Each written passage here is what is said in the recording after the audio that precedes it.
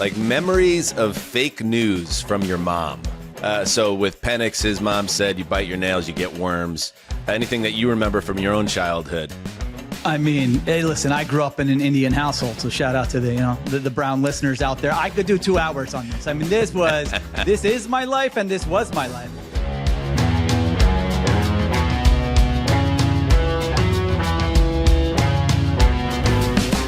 Heyo, welcome to Heed the Call, an NFL podcast. I am Dan Hanzus, joined by my beautiful co-host Marc Sessler, Justin Graver on the ones and twos. It's the Wednesday show. It's the end-around show. It's going to be a gay old time. What's up, Sessy? You know, we had the ad when we grew up, a national ad that said, "Don't hate me because I'm beautiful."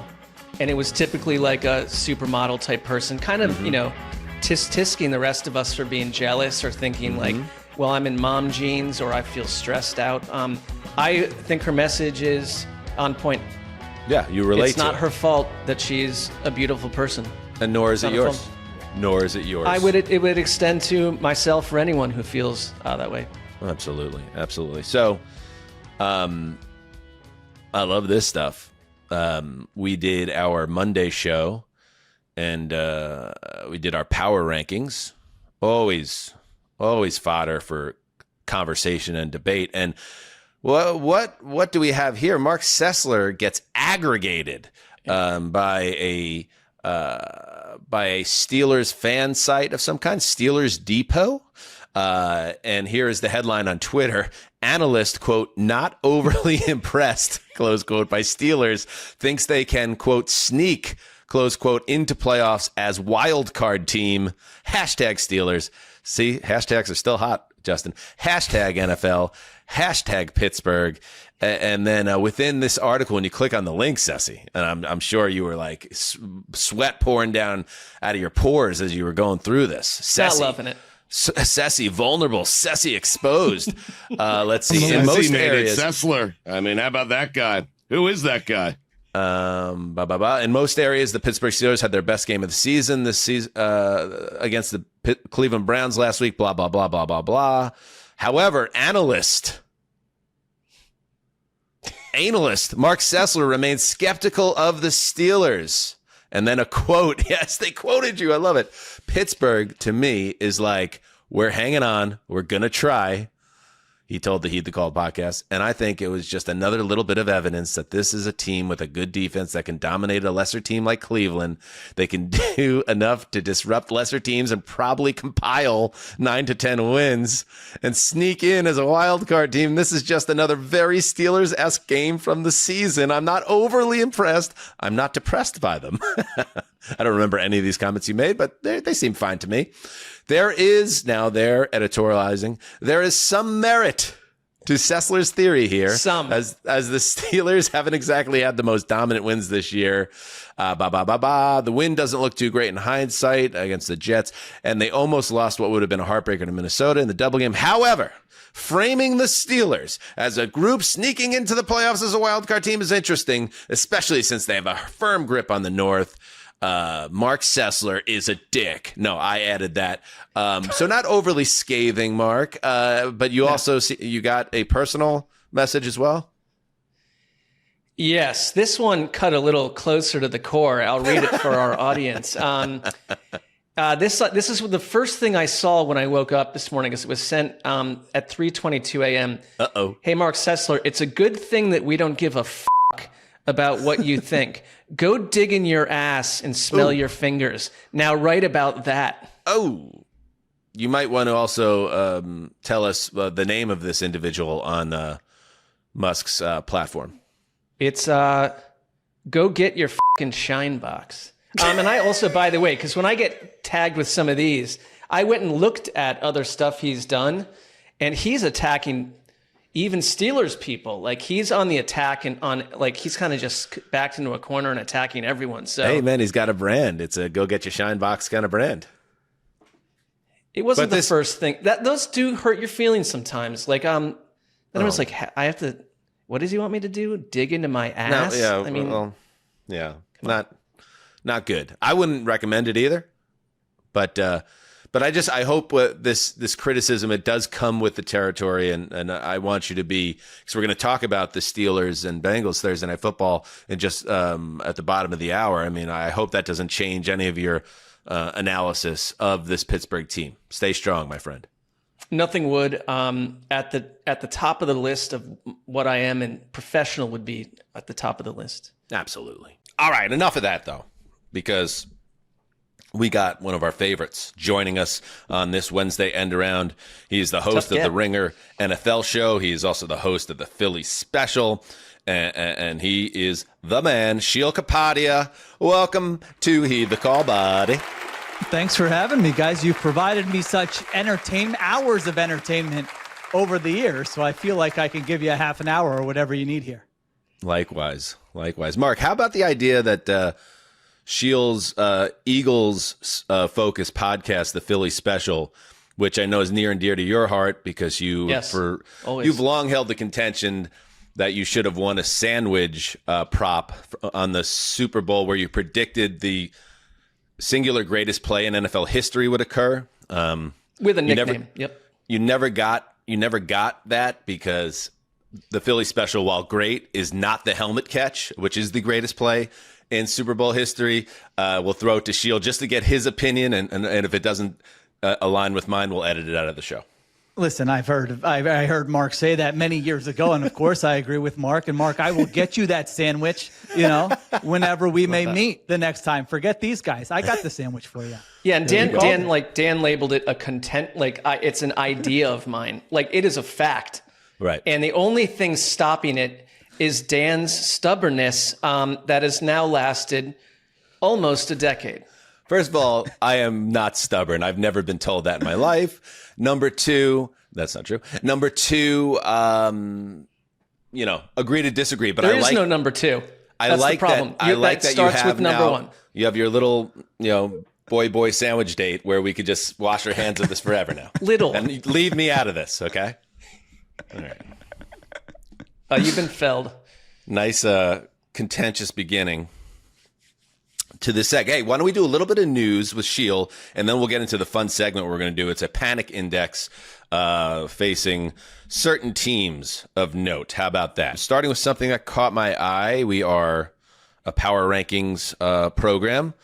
Do you do any power rankings, Sheil? I know we all, so many people do. I don't know if you do as well. Not a straight power rankings. I did do a thing of just like who can actually win the Super Bowl, some contenders earlier this week, but not a straight power ranking. All right. That's so we cutting do. to the point, though, at least, right? Yeah. That's cutting to the point. Yeah, and we like to say that the Heed the Call power rankings are the definitive power rankings out there in the business. Nothing to back that up substantive in terms of proof, but that's what we say. And out here in the game, though, there's some people that are trying to data mine how to really get the power rankings right. I'm very interested by this. Sam Hoppen, who is labeled as an NFL data scientist, which is pretty good, pretty impressive, at ESPN Bet. Do you need to go to college to become an NFL data scientist? I'm curious. I hope I could find out from Sam Hoppen. But anyway, he put out his power rankings, which is like a combination of all the kind of pop the hood analytics sites and then, averaging them all together and finding a path from that perspective. And according to Hoppen's composite rankings, it is in line with Heed the Call. The Kansas City Chiefs, with their 3-3 record, are the number one team in the league, followed by the Lions, Packers, Bills, Rams, Eagles, Commanders, Seahawks, Colts, and the Broncos at number 10. And notably, Mark, we had a bit of a contention or a conversation. They have the Bucks at number 11 in their power rankings. I know you had them at 1, which is not to say who's right or who's wrong, but I guess science sides with me on this one. Farbook. I was not alone in ranking them much higher than where you had them at 7. Sam Hoppen has done very good. These charts, he creates this stuff weekly, is very, very talented. I don't know if if he needed college, but I do not care personally about data systems. Okay, I don't care about committees.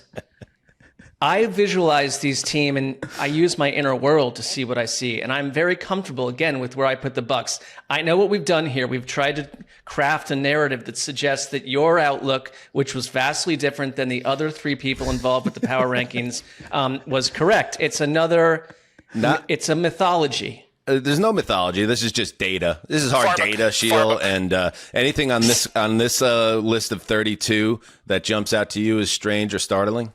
Yeah, I like a hop-in, and I like that you are, broadening your horizon. You're finding a hop-in on the internet and giving him some pop, as you would say, on this episode. Because I think he does do. He in a big spot, the old Zeus are in a big spot, giving him some pop. So I like that. And I feel like he does a great job with the data. There are different ways you can look at this. I like to go to this one site that looks at like the betting markets, and it tells you, hey, if these two teams faced on a neutral field right now, who would be favored? I think that's a nice way to look at it as well. And they have the Bucs 13th here, saying that if the Bucs faced 12, this is unpredictable. You might want to maybe give that some pop next time. But if the Bucs face 12 other teams on a neutral field right now, they would be an underdog. Now, I like the Bucs as well. I think the fact that they've played all these sort of one-score games is working against them a little bit when you look at point differential. But I look at Tampa and say they haven't had their whole team yet. Second half of the season, when they get Evans and Igbuka and Godwin on the field together with that offensive line, it's going to be a very tough offense to deal with. And wouldn't you say that if you're a betting gentleman, the Bucs would make you a bit nervous on Sundays because their games come down to the end. But they also, as Justin mentioned in a previous show, they find a way to execute the end. They do. And, on the bottom end of this, Justin, we had a little conversation on the Monday night show about who deserves to be at the bottom of the power rankings. The Jets are the lone winless team, but there's actually three teams in this composite ranking below the New York Jets at 0-6. It's the Saints, the Bengals, and way, way back of the pack statistically, or according to these various pop the hood analytics, it is your Titans at 32. So I guess Mike McCoy, good luck to you, sir. Yeah, no surprise to me. I mean, I told you the stat that I use, which is that the team has lost more 10-plus point games than any team in the league. So to me, they are the worst team. And if you're the team firing your head coach first, it's because you're the worst team, in my opinion, Dan. You can hold on to the Jets. You've nabbed that award potentially, yes. By the way, is that your own psych ward merch? Are you? No. Have you I created think that? I explained this before. Austin Huff of Corked Bats created this shirt. You can get them online. Just search Psych Ward, Cam Ward t-shirt. Oh, right. We did talk them. about this. You came up with a nickname. Someone else made a t-shirt and put up for sale. And now you're not going to get any of the money. We gotta work out an arrangement. Yeah. This is what we deal with, Sheil. Yeah. I mean, you got to be first to market. You have a very popular pod. You can't be just saying the name on the podcast and letting someone else steal that. There's something it's like to my take kids out of telling this. me about what's his name, Scooter Braun and Taylor Swift. I mean, my girls are telling me about that all day long. I would say it's a very similar situation here. 3 words, Justin: cease and desist. Okay. No. Cease and desist. Austin's a buddy, and I'm happy if he's able to make some money off this stuff. No, there's no such thing as buddies in business, okay, bud? Hey, in other power rankings news, I guess Tom Brady has power rankings. What the fuck? And and so let's just watch Tom Brady trying to be a human being for 90 straight seconds. All right, everyone, buckle up, because if week 6 is any indication, we're in for an insane NFL season. We're about to throw records out the window. 10 through 6, it's New England, Seattle, Kansas City, Philadelphia, and Denver. The game I called in Baltimore this weekend isn't going down as the most beautiful football game ever played, but the Rams defense did what you're supposed to do against a backup quarterback. You don't complain about wins on a cross-country road trip, and LA climbs up to number 5. Detroit. Justin, if you were still working at Fox, you would have written this script. I know Chiefs and Eagles fans might have something to say looking at their team a few spots. I would have been involved for this sure. Isn't math class. The transitive property does not apply to football. Green Bay was led by Josh Jacobs in the ground game with 2 tutties, which will continue to open things up for Jordan First Love time he's and the ever rest said of that tutties in his offense. life. They It was in sit the at script. number 3 this week. I'll be honest, I didn't see this one coming. Daniel Jones and the Colts are number 2. They haven't faced many real challenges on the schedule. Oh, look what's but 5-1, coming. It's hard to ignore. Tell the truth. You didn't see this one coming either. And at number 1, yep, that's right. It's shake and bake time in Tampa. This whole top 10 could be shuffled in a lot of ways, but the one thing you can't argue is the Bucs are deserving of the top spot. Now let's get the wide receiver room healthy. I'm in Dallas Sunday for Commanders vs. Cowboys on America's Game of the Week on Fox. I'll see you there. Let's go. Yeah, let's go. I would just say, as someone who's been through a marriage severance, you don't normally land in a home with a podcast background that looks like that. You don't normally. He does. You don't normally, though. But. A little bit of a different life circumstance there for old TB12. Here we go. In other news, this one was kind of funny. This is some behind-the-scenes footage. Falcons obviously had a really nice win on Monday night against the Bills. Here was Michael Penix before the game talking with a Falcons staffer. I need to start cutting my nails. I used to bite them when I was a kid, but I was like, my mama used to tell me it'd give you worms. It'd give you worms if you bite your nails. They used to always say that so we wouldn't bite them. I guess I got worm fit. You got a lot of worms. I got a lot of worms. I don't know about the water. That's funny. I like that. Good to learn a little bit more about Michael Penix and his personality. Sheil, it did make me think, like memories of fake news from your mom. Do you have any? So with Penix, his mom said, you bite your nails, you get worms. Anything that you remember from your own childhood? I mean, hey, listen, I grew up in an Indian household, so shout out to the Brown listeners out there. I could do 2 hours on this. I mean, this is my life, and this was my life. I mean, I'm 42 years old. I have a cousin named Jay. Shout out to Jay, who has he is the Indian George Clooney. This guy's hair, hubba. Still at my age, and I am a bald man. And my mom, to this day, there's sort of an Indian dish where you mix a little rice with a little yogurt. She says, if you would have eaten that, like I told you, you would have hair just like Jay. Instead, you're bald and you're pathetic. So there you go. That's the one. It's tough love. Listen, we're very blunt in the Kapadia family at times, and so that's the one that stuck out to me when I heard that clip. I have an Irish Catholic mom. I reached out to her earlier today. I was like, Mom, do you remember anything, like examples of something you told us as kids that wasn't true, but was for our own good? Her response, I always told you the truth. But that's not totally true. Like I remember being told, like, if you lie, stick out your tongue, and if you're lying, your tongue is black. Which probably wasn't true, but I used that on my own kids and it works, or it did work until they hit a certain age. I also remember being told that you tell a lie and it puts a black mark on your soul. Some real, like, a lot of devil-y type stuff back then. Also, I always thought that, like, the old God/Santa always watching was a bit unnerving, being told that as well. At all times, 24/7. Yeah. How about you, Sessler?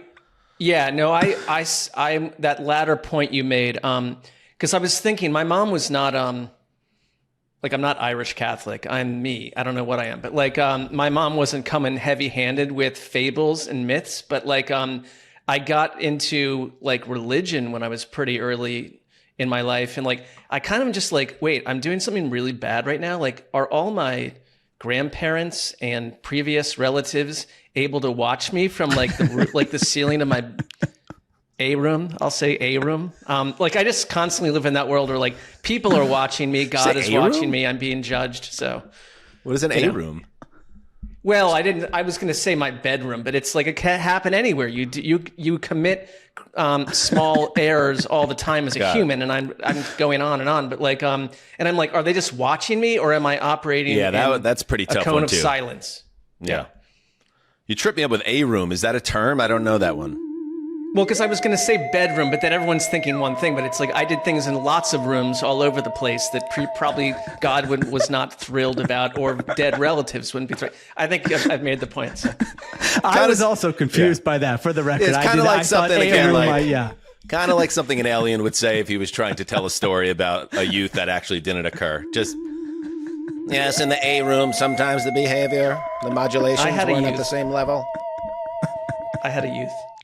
All right. Let's see. In other news, we love Troy Aikman around these parts, Sheil. I don't know where you come down on him as the host of Philly Special, legendary cowboy, obviously. But the thing we love about Troy on this show is Troy has reached a stage in his career and life where he says it like it is, and he doesn't have to worry about blowback from anyone, whether it's teams or his network or whatever. Troy does what Troy wants, okay? And we love that. And that's something that I think has developed over in somewhat recent years, where you could tell when he was like, he took the restrictor plate off.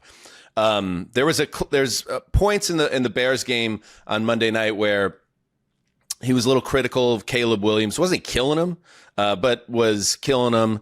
And then Ben Johnson was asked about it after the Bears' last-second win. What are we playing first here, Justin? The podcast clip? I have a pretty tame Aikman criticism commentary if we want to listen to that first, and then sure, let's roll it out. What do we got?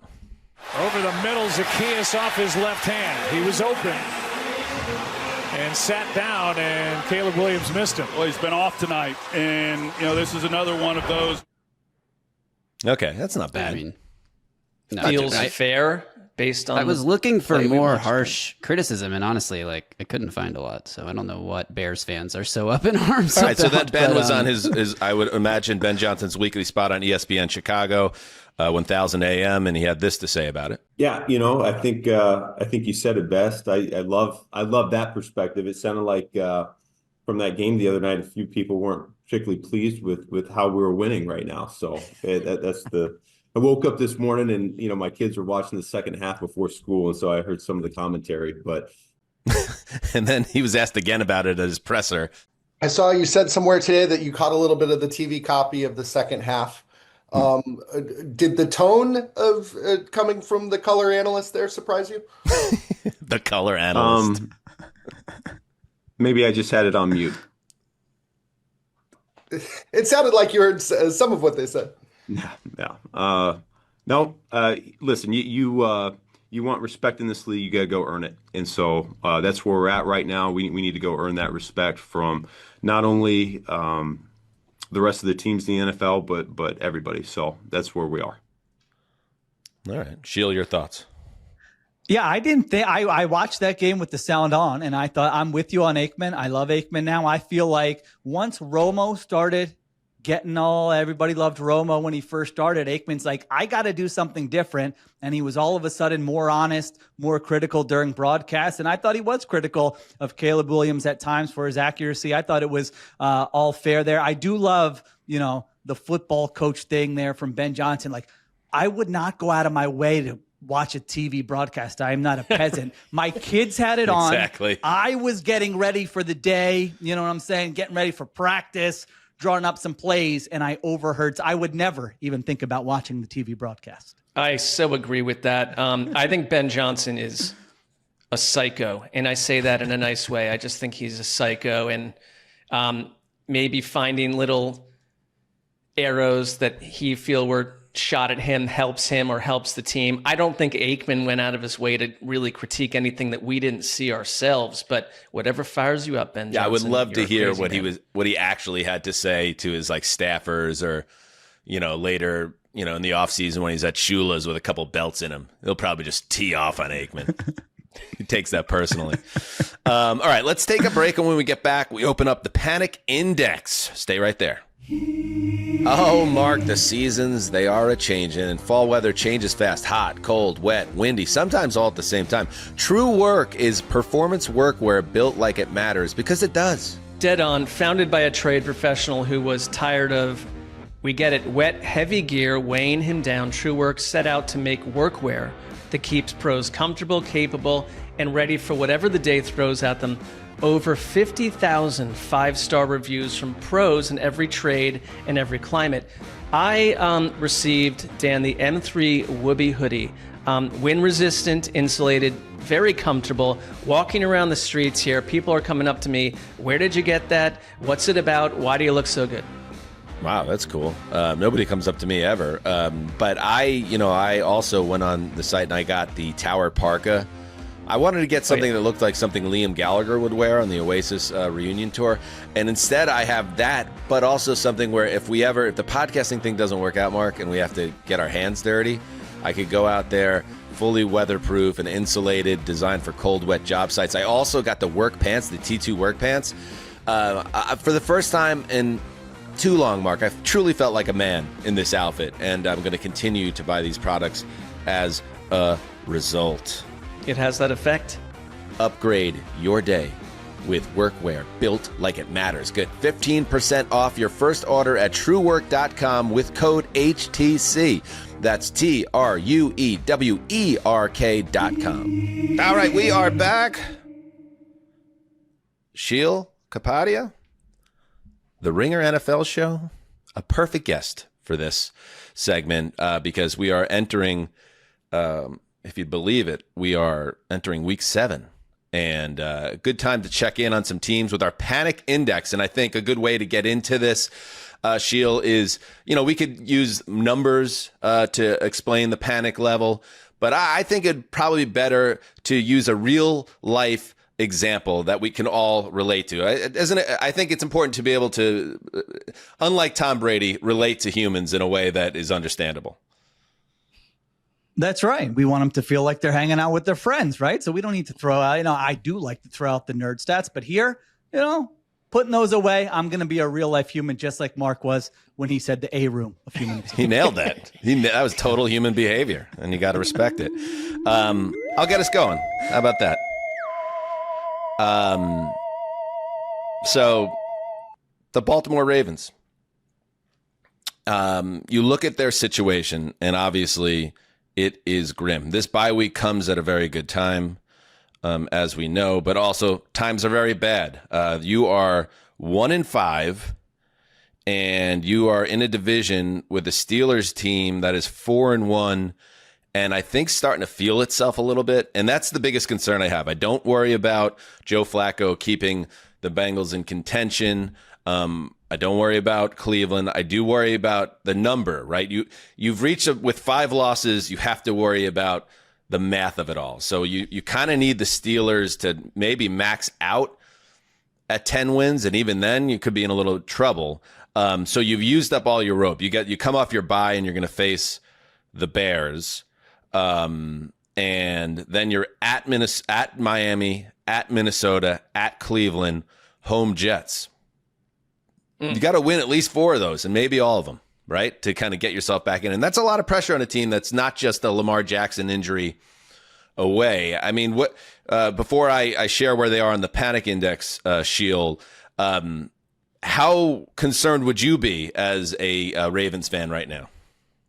Yeah, I mean, 1-5, the odds are obviously stacked against you. But I think if you gave me all the 1-5 teams of like the last 10 years, I would put them in the upper tier of you still have a chance, because I don't think that Steelers team is like a juggernaut that's going to run away with it. I think they still get to play them 2 more times here. And I am concerned with the defense. I am concerned with Lamar Jackson coming back and maybe not being 100% with that hamstring injury. But if you look at history, when Lamar Jackson plays and you change whatever variables you want to change, they win like over 70% of their games. So I think they have a chance. They could be the year from hell team where it's just like, it's not happening, but I am not completely ruling them out just yet. And that slate that you mentioned upcoming for them includes some punchable opponents, to say the least. You've got 5 division games left, 2 including 2 with the Steelers from week 14 on, including the closer. So if you're going to surge, you've got a doorway to operate against Pittsburgh, because I think you've got to reduce wins for Pittsburgh. And every year there is one team that kind of just goes on a 7 out of 8 game winning streak. And the Ravens feel like that team. But I also think there's this public belief, in a way, it's fading, but it's like, oh, they're going to be fine. Like, I don't think they were fine before all the injuries, as I've said. And so who are you? I think it's one year where I kind of question who the Ravens really are. But it's not panic mode yet because Lamar is coming back. They're on the panic index, though, Mark. And I'll tell you where they are on the panic index. Okay. You're on a double date with your wife. She insisted on this Saturday night social engagement, citing her desire, not yours, for you to have more guy friends. Your wife insists that you'll get along with this man, the husband of a lady in your wife's book club. You'll like him. He's a regular guy. He watches sports. What? All right. The dinner is stilted but not unbearable thanks to 3 Tito's. That is until your wife accidentally spills wine in her lap and rushes off to the restroom, her book club chum in tow. Now you're alone with this random dude for what you estimate will be 2 to 6 excruciating minutes. He doesn't actually like sports. Panic index level, double date with wife's book club friend and her husband, comma, a complete stranger. It's panic-inducing, the concept of that, or agreeing to that in any situation. So I'm with you. But it's manageable. It's a very painful Sheil, 2 to 6 minutes, but it's like, I know this is going to be uncomfortable, but I can, with steely nerves and maybe another Tito's, I could see my way out of this one. You can get through it. You can go to your bank of, do they have kids? Maybe they are an assistant coach on a little league team. Maybe they're watching Task on HBO. Like, you really need one topic, maybe 2 topics, and they're going to be in and out of that bathroom. So, I might even say the Ravens panic would be a little bit higher than that, because that seems, I feel like if you ask John Harbaugh, he'd say, I'll take that. I can get through that. My situation's a little bit more dire. Yeah. Fair. All right, let's move on to the next one. Sheil, you get us going with the defending champions, the subject every week of the Philly special, the Philadelphia Eagles. No, just to be clear, I follow the same format here, right? Save the actual panic, the real life thing. Okay, gotcha. All right, so the Eagles right now, days have suddenly gotten darker and colder in Philadelphia. A few weeks ago, this was the team that could not lose, and now they've lost back-to-back games against the Broncos and the Giants. Jalen Hurts is not playing great. A.J. Brown seems miserable. Saquon Barkley can't break a run, and locally, Kevin Patullo, the offensive coordinator, just punching bag number 1. Like, that situation you just described, if that was in Philadelphia, you could have just said to the guy, Kevin Patullo, even if he doesn't follow sport, he's heard of this guy, and he'll just start ripping on him. Yeah, so that's that. The defense is injured, lost a lot of talent. Now, the team is still 4-2, and some are hopeful they can turn things around. Others fear that this is a sinking ship that could only get uglier. So that's kind of where we're at here with the state of the Eagles going into this Week 7 game against the Vikings. Yeah. This team as well as anyone, Sheil. People are going to maybe draw parallels to 2 years ago when the wheels came flying off. Is there any concern in your mind? I guess that will inform where their panic index is. So do you want to share that, and then maybe we'll have a conversation after that? Okay, go ahead. Yeah, so I am going panic index at you're on a second date with someone you like. Now, we both are doing a restaurant here, Zeuser, so I don't know if that speaks to our lack of creativity or what, but I will continue with my real-life example. Nice Italian restaurant. You forgot your lactate, and you're someone, you got some trouble. Oh, no. It's a great graphic. You got some trouble with the dairy. And so there are ways out of this. You could stay away from dairy with your order. Maybe you come clean and there's like a CVS nearby, but it's only a second date. Are you really going to say, I need to go run to see? And I don't think you're at that comfort level. So you could also just risk it and do what you usually do. You order the rigatoni with the blush sauce and the Parmesan cheese and you say, I'll be okay. But there's a chance that leads to a bad night and you never see this person again. So the bottom line is you got the power to make it out of this okay, to make this right if you're committed to finding a solution, but it's a high variance situation and there's a chance this thing goes terribly. So we're tapping into real past concerns and issues. That's going to be I think it's well stated. Like, I'm at the point where I'm like, I don't know what's going to happen with this team. And it might spin out of control, or they might in a week from now be back notched nearly the top of our power rankings. Like, it's up to them, and I don't know if I trust them right now, Dan. Is in this life parallel, is like firing Patullo or taking away play calling and giving it to someone else on the staff? Would that be locating the lactate, or like what's the solution here that would ease the panic? And conversely, maybe you excuse yourself, you have the big plate of rigatoni, you go to the restroom, and then you Google and you say, oh, there's a Rite Aid across the street. And then you get outside the restaurant and it's actually a shuttered Rite Aid. And then you're like, holy shit. There's a lot of gone for 22 ins, outs. minutes. What happens here? lot of variables. I don't think that firing Patullo would do it because Nick Sirianni hired Patullo. This was his right-hand man. Like when he got hired, the guy he brought with him, literally his first trip to Philadelphia as he was getting hired, was Kevin Patullo. So it's not like there's somebody else in there. It's kind of this mix of what Jalen Hurts wants the offense to be, what Nick Sirianni wants the offense to be, new play caller and Kevin Patullo, A.J. Brown. So I don't know. It's kind of like everybody together has to find a solution, and we're 6 weeks in here where you're not sure if that's going to happen. But to Mark's point, we could be a week from now going, man, they hung 31 on the Vikings, and they look like the team we thought they were going to be. All right, moving on. Interesting. We're off to a flying start here. Mark, what do you got? Who do you got? Well, I want to start with the LA Chargers, who sit at 4-2. You got the Colts at home this weekend.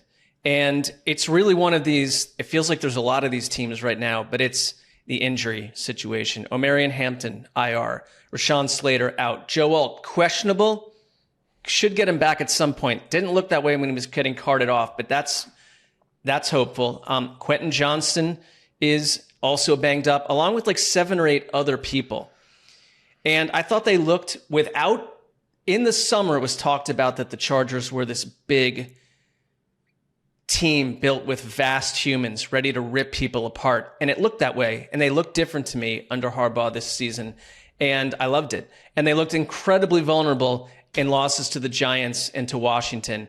And I'm just at this point, I'm like, I don't know if they can really represent with these injuries who they want to be. And my issue with them is mostly, is this a team that is good, but they're not great? Yeah, I guess there are some stats out there that I'm really concerned about. Let me see if I could pull it up.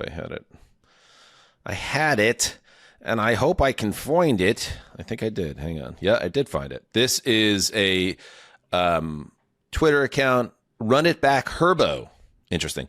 Justin Herbert under constant pressure this season per Next Gen Stats. He's been blitzed 71 times most in the NFL, pressured 100 times most in the NFL, pressured on 40.8% of his dropbacks, third most, sacked 17 times, sixth most, time to pressure tied, sixth lowest. And Sheil, those are scary numbers because I think great coaching staff, great quarterback, a lot of playmakers on both sides of the ball.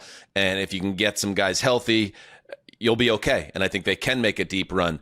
But if the quarterback goes down, like so many other teams, the whole thing goes to hell. And it just feels like at this point, it's like a game of Russian roulette, every Chargers game. That's my biggest concern because Herbert, even though he's an athletic freak, injuries are not something that he's been immune from in his career. And I feel like it's just a matter of time if this continues.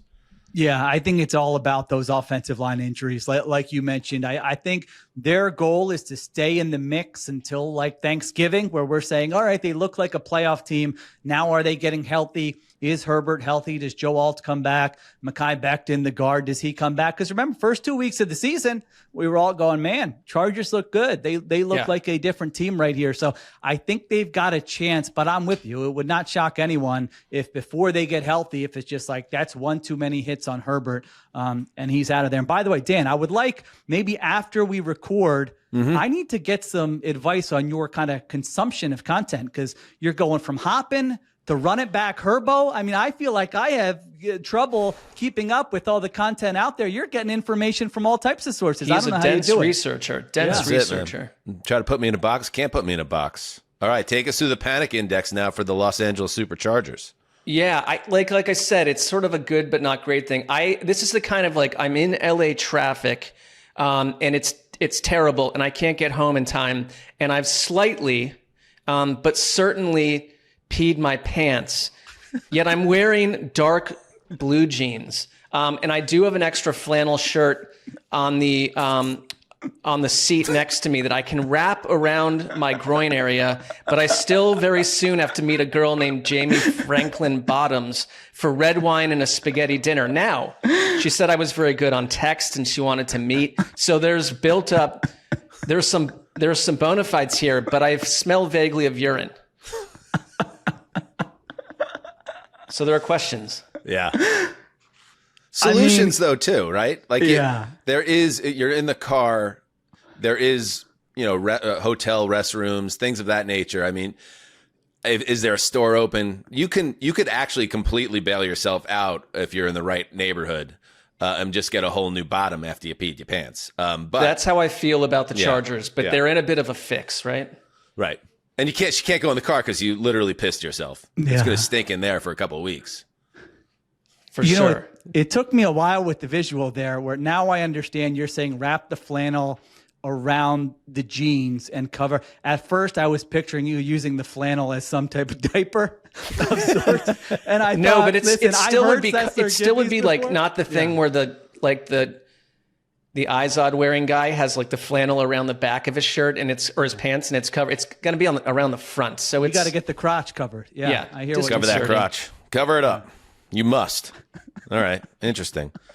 Let's move on. I wasn't going to do this, but I got to do it. I got to talk about the Jets. 0-6. 0-6. Justin Fields, one of the worst games ever by a quarterback on Sunday. But even worse, I'll tell you what all the conversation is, as you can imagine, out of the New York market right now. Is it's one thing that Fields sucked and should have been benched, and they could have probably beat the Broncos if they would have turned to Tyrod Taylor.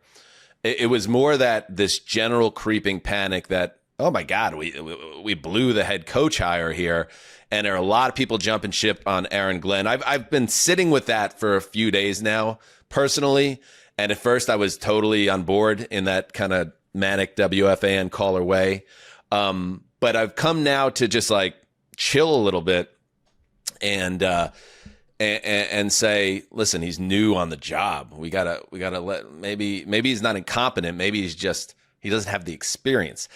But at the same time, 0-6 is 0-6. And there's all sorts of reasons to be terrified about how bad Sheil this season can get because, this doesn't even, so far this season isn't even same old Jets. It's something new, but somehow feels even worse than same old Jets, which, I almost got to give the organization credit for that in terms of how fans are feeling here on October 15th. Yeah, I think your Glenn point is a good one because if you're a Jets fan, you weren't coming into the season with lofty expectations. You just, hey, don't embarrass us. Maybe we can at the end of the season say we're on the right track with the head coach. We'll figure everything else out. And then with him getting killed on Sunday morning and Kurt Warner's just like tweeting during it, like, can somebody explain to me what Aaron Glenn is doing and Garrett Wilson's reaction? So the hope is what you said, that he is a first-time head coach that can grow into this, but it does sort of feel like there's already this urgency that is there a point where it's like, this is going to be a 1-year thing? If he gets like 0-12, 0-13, what is that point? And the players are like, we don't trust this guy. So that's kind of what I'm keeping my eye on with the Jets right now. I'd really agree. Like, Justin Fields never mattered in this equation in the sense that, okay, if it works really well, you got something, but probably this team was looking for a quarterback. Aaron Glenn was the thing that mattered, and very little after it did. And he came in verbally fiery, talking about the Jets in a way that having, a legacy with the Jets in a way that I think made their fans feel different.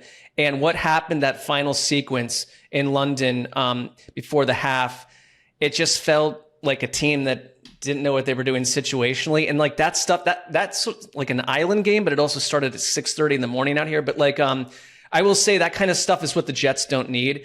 The only hope though, Dan, because I'm always trying to steer you a little bit in this direction, is there is a lot of time for him to create a different feel around the Jets between now and January. Thank you, Mark. Here's where they are in the panic index for me. I'm going to call. That rubbed off. I'm gonna, a lot of people, even Sheil, when I was on the Ringer NFL show, was trying to paint like, hey, this is why it might not be that bad, and then it turned out to be that bad. But that's okay. I was wrong. That's okay.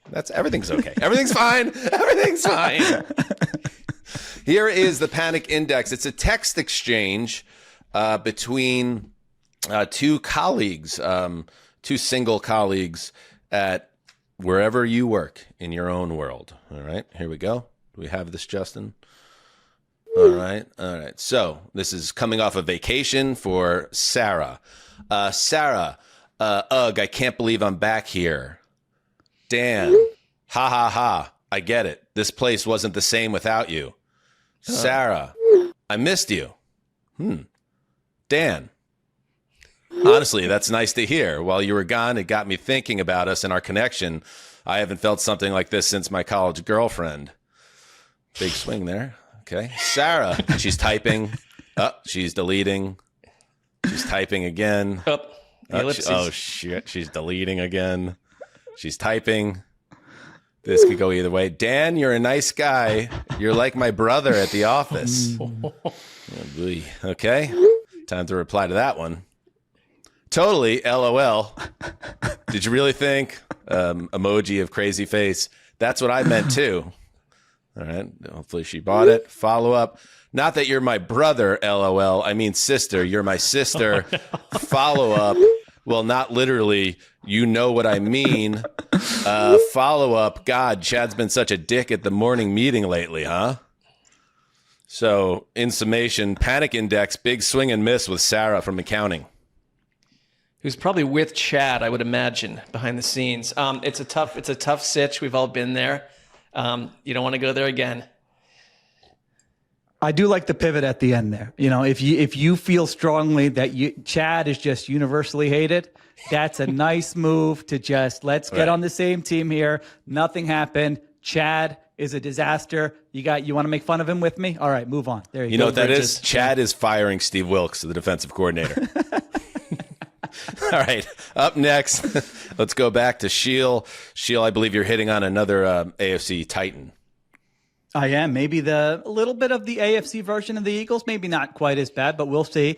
After being viewed as Super Bowl favorites, thanks to a 4-0 start, Bills have now lost back-to-back games. Patriots and Drake May on Sunday night, Falcons on Monday night. And remember, you had that offseason thing where GM Brandon Beane ripped the local radio host. You remember that one where he was on hold and the local radio host was saying, the local radio host was going, the Bills could use an upgrade at receiver. Beane's on hold listening to it, comes on, rips the host. Well, you know what, Brandon? I mean, I was watching Monday night. It looked like maybe one more wide receiver would have been helpful in that game against the Atlanta Falcons. So you have that. But the bigger issue, in my opinion, is the other side of the ball. And the Bills' run defense is terrible. They're giving up explosive plays. Bills fans have seen this defense let them down January after January after January. Now, it's only 6 weeks in. Maybe they can right the ship here. They're going into their bye at 4-2. They've got Josh Allen. They've got the offensive line. The floor is high, but it's Buffalo. And it's not about the floor. It's about the ceiling and whether this team can finally get over the hump. So I think that's where Bills fans are going. You got to have something to bitch about. That's right. I was trying to remember what was the quote. Gotta have some. There is something to bitch about, Mark, with these Buffalo Bills, and I imagine the airwaves out there in Western New York are pretty salty at the moment as they hit their bye. Well, the bar is so high. Sheil nailed it. It's like, this isn't like, are we panicked about them reaching the playoffs or potentially winning the division if the Patriots don't continue to become a massive headache. I think they can do all that. I feel like I'm presupposing a visualization of Josh Allen on the sideline in January looking forlorn. I can just see it already. Like, I just feel like it's not going to be enough because they're not invincible. They're the opposite of that. And we've seen that in very distinct ways over 14 days. The Buffalo Bills started 4-2 last year. Finished 13-4 as the division champion. I'm not panicking, but there are things that have to get fixed, and it's a perfect time for their bye. I'm very curious to see how they look coming out of it. All right, where are they at on the panic index, Sheil Kapadia? So this is sitting down in your seat for a 2-hour flight, and you realize you forgot your headphones. You put in the hard work. Killer. You downloaded some shows or movies on the iPad. It's a work trip, no kids. It's been a stressful week. You were looking forward to just relaxing. Maybe you're trying out Chad Powers. Maybe it's an old episode of The Sopranos. But guess what? Now you're stuck. You had high expectations for the flight, no entertainment, can't even listen to a podcast. You got to sit there and raw dog it. Is that? I think that's what that is. You raw dog a flight. Yeah, but not by choice. Yeah, not by choice, or you take a nap. The annoying guy next to you might strike up a conversation now because you don't have the headphones in. But listen, you know what? It's okay. In the short term, this sucks, but in a couple hours, you grab an Uber, you get to the hotel, You blast the AC, maybe you order some room service.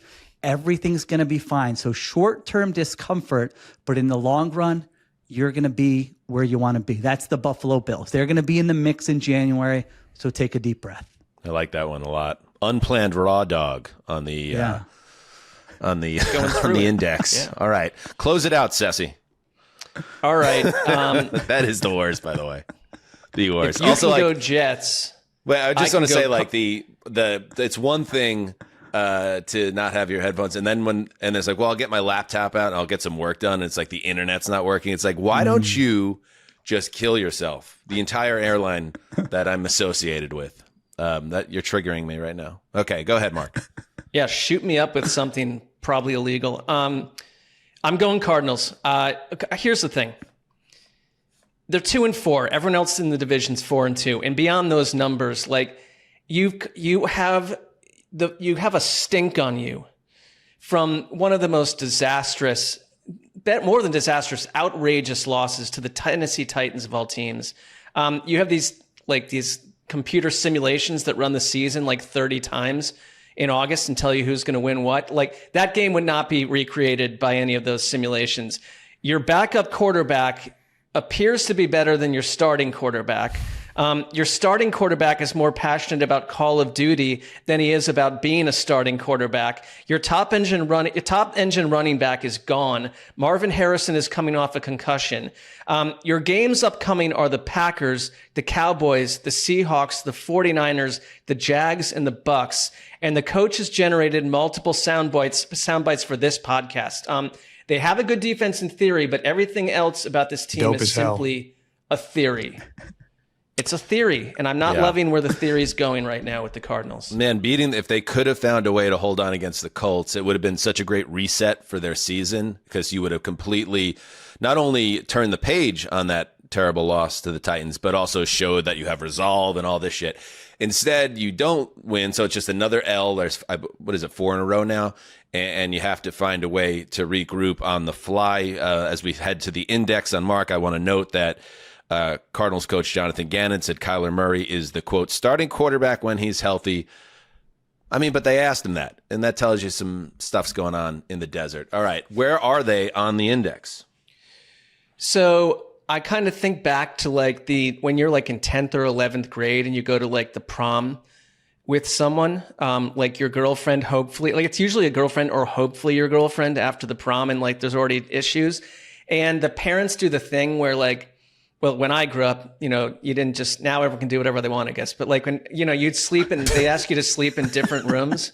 And so you'd be in like a guest room sleeping over, but you would have drank probably, and I ate like a whole bag of barbecue chips. Okay. And then like woke up in like a big puddle of my own barbecue chip mess. And there's a dog barking loudly and people are coming down the hallway to check on me. And so here's what I do is like, I wrap up the blankets and I find a way to dispose them, and I run out of her house. She's kind of a rich girl that lives by a pond and there's a dock, and I'll play this clip. I run down the dock and to take a jump in the pool, and her dog comes with me, which looks like I'm carrying. And if you're watching on YouTube, the dog just gets the dog thrown rotating. Into This the is why you got to check out the YouTube. And program. that's a clip of a girl doing that. I'm a guy in this. I'm still me. Well, you figure that. Yep. Yeah, I'm a boy. So, but it's like you've got disasters to come. The family thinks you're psychotic, and there's no future here. Tag it with that. Can I just? Yeah, go ahead, Sheil. No, I mean, listen, I've listened to you guys for a while here, and I knew when Dan proposed this exercise, I've heard Mark do these types of things before, and I knew I was no match, and I was looking forward to what he came up with. And I'm just telling you, I have not been disappointed by either of the Penix Index scenarios. So what a treat for me today. Well, you pleased us as well. Thank you. Can I just ask, Mark, what happened with the sheets? I know you ate the barbecue chips, but what happened with the sheets exactly? Well, I think puddle. I don't like to use crude language, but I vomited on the sheets in the middle of the night because I'm in 11th grade and I probably only drank. And this happened times. This sounds like it's something that actually happened to you. Yes or no? Oh, no. No, in fact, I was thinking back to Train Spotting, where something much worse happens to a character, and you can search that on your own. But well, the Cardinals obviously in a tough situation, and the dog. Who's the dog in this? Kyler? It's her little dog, and so it's like then I'm whipping the dog, and the dog doesn't do water stuff, and I'm whipping the dog off. And like Kyler, it's undersized, so it really goes flying. Yeah. Little guy. Yeah. All right. Beautifully done, all of you. There goes Kyler, right into the lake. Sheil Kapadia, you've said it all. The Ringer NFL show. Make sure you check that out, everybody. Philly special and anything else. Any other plugs to get out there, Sheil? That's it. It has been a pleasure. I appreciate the home and home. Now I can ask Sessy. I can ask Justin, and I can just take advantage of this whole relationship because I got a lot of airtime to fill between now and the end of the season. So I'm glad we made this happen. Leverage us, baby. We love it. Thanks, pal. Please do. See you guys. All right, everybody stay right there. We'll come back and we'll hit the TNF preview. All right, Mark, Bob's Discount Furniture. This is a product that I love because I don't like to leave my home at this stage of my life. I like to be hunkered down, batten down the hatches, and just cozy up, especially this time of year. So this is the place for me to get everything I need to never have to see anyone else. I'm with you. And, at Bob's Discount Furniture, let's be real, you can get high-quality furniture in the latest styles for a fraction of what you'd pay at other furniture stores. They've got power reclining sofas, love it, with all the bells and whistles, hidden cup holders, we need that, right? Bluetooth speakers, even lights that sync with your music. One thing that I love is that they do bundles. So you can bundle a sofa and a love seat or bundle a 4-piece bedroom set and save even more money. It's called Bundle and Save at Bob's, Dan. For sure, Mark. And I feel like people sleep on Bob's because they hear discount and they think it's cheap furniture. But no, I can attest. I have these two beautiful chairs, these outdoor chairs that me and my wife just sit on, and we say, this is as far as we're going to get to off our property right now. And we just have a nice glass of wine together. We enjoy it, and it's firm, and it is not going anywhere. We know we're going to have this chairs forever. Bob's buys directly from the manufacturers, so you can save all that cash. They don't do sales. It's everyday low prices all year long, so you always know what you're going to get. See how much you can save in-store or at mybobs.com. I love this one. Have you heard of Goldbelly? It's this amazing site that I started ordering from all the time where you can get the most iconic, famous foods from restaurants all across the U.S. and they will ship it anywhere across the country. Here's an example. So right now I got the Yankees are in the playoffs and I'm sitting down to watch the game, and here comes a big plate of wings. And it's not just their regular buffalo wings that we got from down the street, all soggy and microwaved. No, literally the buffalo wings from Anchor Bar in Buffalo, the inventor of buffalo wings. They're able to cook it, send it across the country, and I'm eating it fresh and delicious and feeling like I'm in Western New York. I'm a Terry Black's guy. Look, I'm wearing the hat. I love Terry Black's Barbecue in Austin, Texas. Same thing. Got the brisket, had it shipped over. My wife's from Texas, and we felt like we were back in her hometown. All such fun stuff and an incredibly different type of product that you want to be involved with. So if you're looking for that perfect gift or want to impress your friends and families with an epic meal the next time you host, go to goldbelly.com and get 20% off your first order with promo code HTC. That's goldbelly.com, code HTC for 20% off your first order. All right, we are back. That was great. Fun times with Sheil. We hope you enjoyed it. I enjoyed it. Mark, did you enjoy it? I really did. We've got a stable of friends of the show who fit right in, and we've added another. I like that. I like that tease that he's going to be hitting you up. Sessy putting in the extra hours as a guest on another man's podcast. I can't wait to check that one out. Even Gravy. Yeah, that makes me sound extremely enthusiastic about my own endeavors. I appreciate that. All right, let's get into the first preview of Week 7. Can you believe it? He's a top 10 football insider. Yeah, you got to get him on the show. The Thursday night game, it's a division showdown. Pittsburgh Steelers at the Cincinnati Bengals. Interesting matchup here. A matchup between two 40-something quarterbacks. How about that? Speaking of which, here's a fun little moment between Cam Hayward and Aaron Rodgers this week. Check this out. Oldest quarterbacks playing this week. Let's go. Woo! I icy hot bowl. I love it. All right, we'll open it up for questions here in the media. Wait, I can't tell. I'm not being a jerk toward Rodgers, but I honestly can't tell by his reaction there if he's being playful about it or if he was seething a little bit. Any opinions on that? I don't think he was seething. If anything, before Rodgers signed, Cam Hayward had the strongest words about Rodgers, basically like, get here or don't. Like, we will survive either way. And they've formed a pretty good friendship. So I think it was in good humor. And then he's talked about how much he appreciates older quarterbacks as he's aged himself. So if you're going to go do all these ayahuasca retreats and stuff, like, is age going to really offend you? I don't know. You tell me. Fair enough. You never know. But who cares? Doesn't matter, because Aaron Rodgers and the Steelers are playing very good football this season, and they are sitting atop comfortably the AFC North at this moment. And speaking of the Cincinnati Bengals and their 40-something-year-old quarterback, Joe Flacco, two fun kind of Flacco-related things here with Jamar Chase. Here's a reporter asking about, I guess, some speculation that Chase runs some of his own routes, and why that might be tough for a quarterback new to the system. Like seeing Flacco totally comfortable in his element wherever he is in America. What is it like when Jamar comes to you and says, "I understand the play call was this, but"? I know. You think it like I don't think he's out there freestyling. At least not with me right now. And listen, I mean, ultimately, if he came to me and said, "Hey, I know the play's this, but I'm going to do this," I'd say, "Okay, I guess, yeah, that's what you're going to do. Okay, sounds good to me." I would lean on him to feel it out. But I don't necessarily see that happening. But I'm just saying, hypothetically, if he was to come to me and do that, I'd just say, "Yes, sir. That's what we'll do."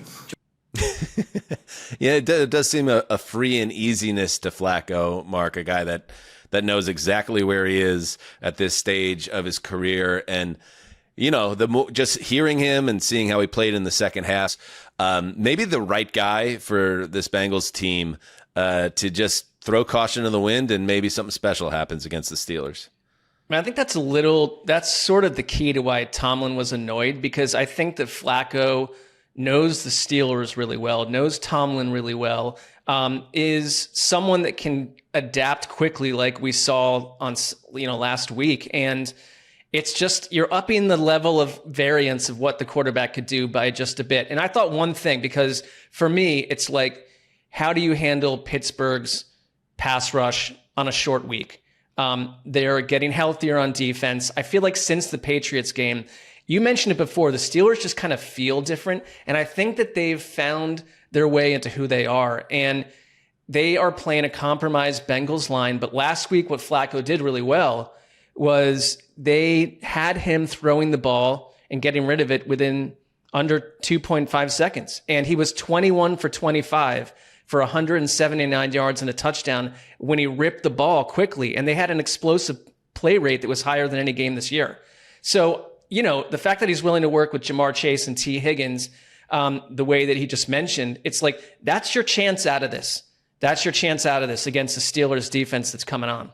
Yeah. And, to your point, this is what Tomlin was pissed about. Like, Flacco's not going to be overwhelmed by the primetime stage. He's done this before. He's been playing for 18 years in the NFL. And the offense certainly was a lot better, at least in the last two quarters, than we saw previously with Browning in for Burrow. So that's interesting. And like we said in the conversation we had about the panic index, like the Ravens as an example, and the Bengals. I mean, again, the Bengals are on a 4-game losing streak, but at the same time, they're 2-4. Like, you got to hang a couple of losses on the Steelers to keep this thing. You keep it from turning into a boat race for Pittsburgh. So this is a huge opportunity for Cincinnati to right itself. Not an easy task, obviously, in this situation. This is in Cincinnati. Are we playing in Cincy here? Yes. Yeah, but this is it. It's kind of like, I'll go this far, Mark. For the Bengals, this is their season. They're 2-4. They're at home. They have some good vibes coming off the narrow loss and the quarterback. Win this game, bring the Steelers down a peg, keep yourself in the mix, and then see where the season goes. I think there's that much riding on it for Cincinnati. One more note, since we mentioned the game is in Cincinnati. Thankfully, it's not in Pittsburgh. We didn't talk about this on the show, Mark. The Steelers and Browns expressed, quote, outrage and concerns to the union about the, quote, embarrassing playing surface last week at Acrisure Stadium. A union source told ESPN. That was crazy watching how terrible that turf was in that game. Fix it.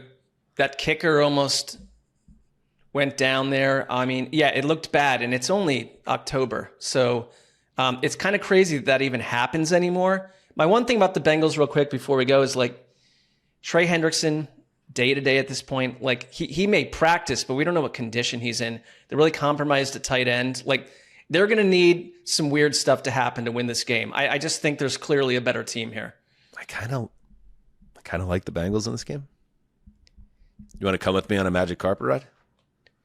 I'm not against it because especially on a short week at home, but I don't know. I think this is a different Pittsburgh team than we were dealing with. So I'm not going to get on that carpet. I'm going Pittsburgh. Don't get soft because you got some of the Pittsburgh bloggers after you, Mark. I'm going Cincinnati 24, Pittsburgh 17. I'm not appealing to them on any level. In fact, I confront them even more now. But I'd say Pittsburgh 24-20. I'm disappointed. Finally, we talked about raw dogging with Sheil. Here's Jamar Chase on the Bengals' upcoming game against the rival Steelers.